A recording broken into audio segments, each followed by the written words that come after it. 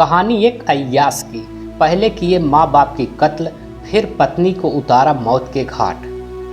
उदयन दास की कई मासूकाएँ थीं। उनमें से एक थी कोलकाता की रहने वाली 26 साल की आकांक्षा शर्मा। उसके पिता देवेंद्र शर्मा पश्चिम बंगाल के बांकुड़ा जिले के एक बैंक में चीफ मैनेजर थे। 32 साल के उदयन दास को अय्याशी करने के लिए दौलत नहीं कमानी पड़ी थी, क्योंकि उसके माँ बाप ने इतना पैसा कमा कर रख दिए थे कि अगर वह कुछ काम भी नहीं करता तो भी जिंदगी भर कभी भूखा नहीं सोता। आज से करीब 8 साल पहले आकांक्षा शर्मा की दोस्ती फेसबुक के जरिए उदयन दास से हुई थी।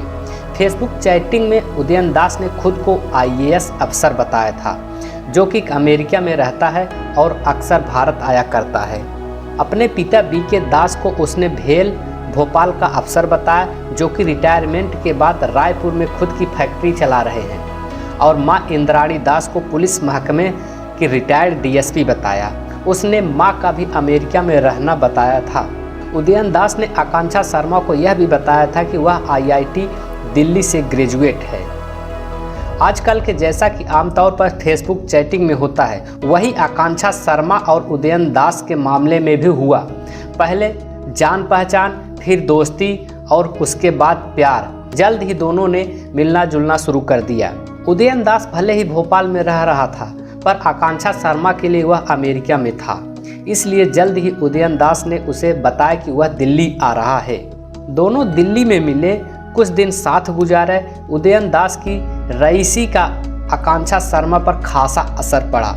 वे दोनों एक साथ हरिद्वार, मंसूरी, देहरादून भी घूमने गए और एक ही होटल में एक साथ रुके।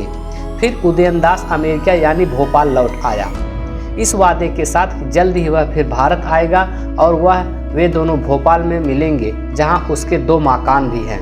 इन 2-3 मुलाकातों में आकांक्षा शर्मा सोचने लगी कि उदयन दास वैसा ही लड़का है जैसा वह चाहती थी। वह तो शादी के बाद अमेरिका में नौकरी करने के सपने देखने लगी थी। लिहाजा उन दोनों ने शादी करने का फैसला कर लिया। आकांक्षा शर्मा ने भोपाल के ही पिपलानी के काली बड़ी मंदिर में उदयन दास के साथ शादी भी कर ली। इस दौरान वह फ़ोन पर घर वालों से भी बात करती रही, लेकिन खुद को अमेरिका में होने का झूठ बोलती रही। कुछ दिन बाद उदयन दास के साथ बीवी की तरह गुजारने के बाद आकांक्षा शर्मा को मालूम हुआ कि उसके शौहर ने उससे कई झूठ बोले हैं, क्योंकि न तो वह कभी अपने माँ बाप से फ़ोन पर बात कराता था और न ही उनके बारे में पूछने पर कुछ बताता था।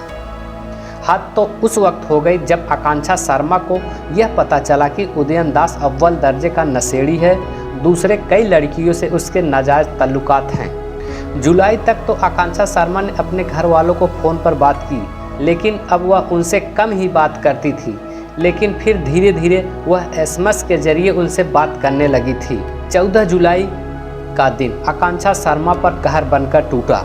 उदयन दास ने उससे कई झूठ बोले थे, तो एक झूठ उसने ये भी उदयन दास से बोला था। दरअसल आकांक्षा शर्मा का एक बॉयफ्रेंड और था, जिसने उसके कुछ फ़ोटो जो कम कपड़ों में थे WhatsApp पर डाल दिए थे। ये फ़ोटो उदयन दास की निगाह में आ गए तो वह भड़क उठा।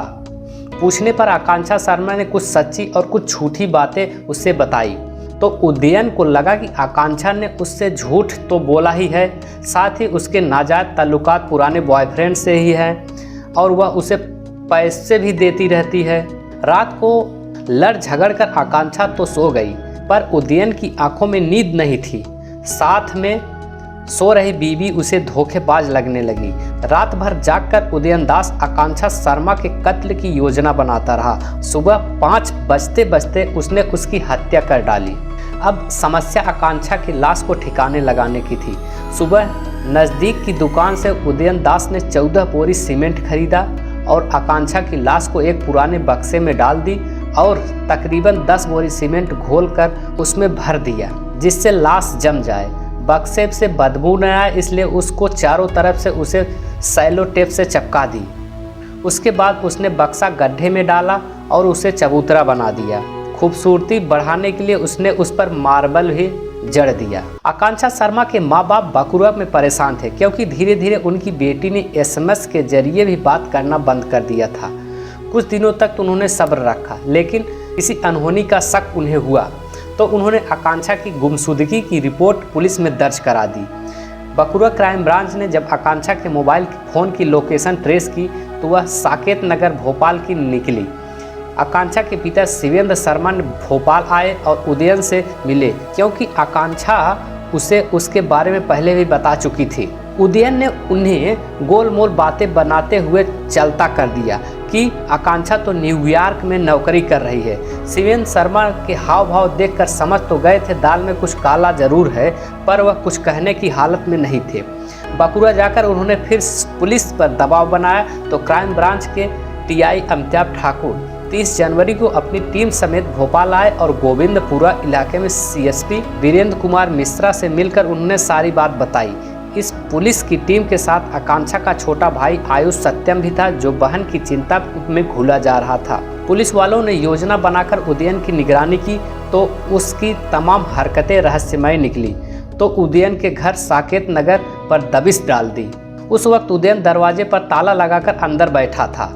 गोविंदपुरा थाने के एसआई सत्येंद्र सिंह कुशवाहा छत के रास्ते अंदर गए और उदयन से मेन गेट का ताला खुलवाया। अंदर का नज़ारा अजीबो गरीब था। उदयन का सारा घर धूल और गंदगी से भरा पड़ा था। तीनों कमरे में तकरीबन 10,000 सिगरेट के ठूंठ बिखरे पड़े थे और शराब की खाली बोतलें भी लुढ़की पड़ी थी। खाने की बासी प्लेटें भी पाई गई जिनसे बदबू आ रही थी। पर सबसे ज़्यादा हैरान कर देने वाली बात दूसरे कमरे में बना एक चबूतरा था, जिसके ऊपर फांसी का फंदा लटक रहा था और कमरों की दीवारों पर जगह जगह प्यार भरी बातें लिखी हुई थी। चबूतरे की बाबत पुलिस वालों ने सवाल जवाब शुरू कर दिए। तो पहले तो उदयन खामोश रहा, फिर थोड़ी देर बाद ही उसने फिल्मी स्टाइल में कहा कि उसने ही आकांक्षा का कत्ल कर दिया है और उसकी लाश इस चबूतरे के नीचे दफन है। इतना सुनते ही पुलिस वालों के होश फाख्ता हो गए। उन्होंने तुरंत चबूतरे की खुदाई के लिए मजदूर बुला लिए। चबूतरा इतना पक्का था कि मजदूरों से नहीं खुदा, तो पुलिस वालों ने उसे जेसीबी मशीन से खुदवाया। थोड़ी खुदाई के बाद निकला वह बक्सा जिसमें आकांक्षा की लाश 2 महीने से पड़ी थी। बक्सा खोला गया तो उसमें आकांक्षा की मुड़ी तुड़ी हड्डियां निकली, जिन्हें पहले पोस्टमार्टम फिर डीएनए टेस्ट के लिए भेज दिया गया। उदयन दास के माँ बाप कहाँ हैं, यह सवाल भी अहम हो चला था। पुलिस वालों ने जब उसके बारे में पूछा तो पहले तो उसने उसे टरकाने की कोशिश की, पर जैसे पुलिस वालों ने 3rd डिग्री का इस्तेमाल किया तो उसने पूरा सच उगल दिया कि उसने अपने माँ बाप की हत्या अब से तकरीबन 5 साल पहले रायपुर वाले मकान में की थी और उसे लान में दफना दिया था।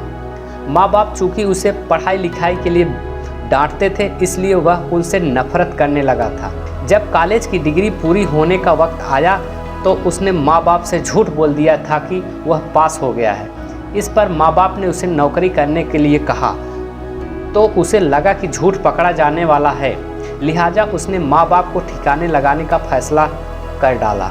एक रात जब पिता चिकन लेने बाजार गए हुए थे तो माँ ऊपर की मंजिल पर कमरे में कपड़े रख रही थी, तो उसने गला घोंटकर उनका कत्ल कर डाला। फिर पिता जब बाजार से आए तो उनकी चाय में उसने नींद की गोलियां मिला दी और उनकी गहरी नींद में चले जाने पर उनका भी गला घोंट दिया। माँ बाप की लाशें ठिकाने लगाने से उसने मजदूर बुलाकर लान में 2 बड़े गड्ढे खुदवाए और देर रात लाशें घसीटकर उनमें डाल दी और सीमेंट से उन्हें चुन दिया।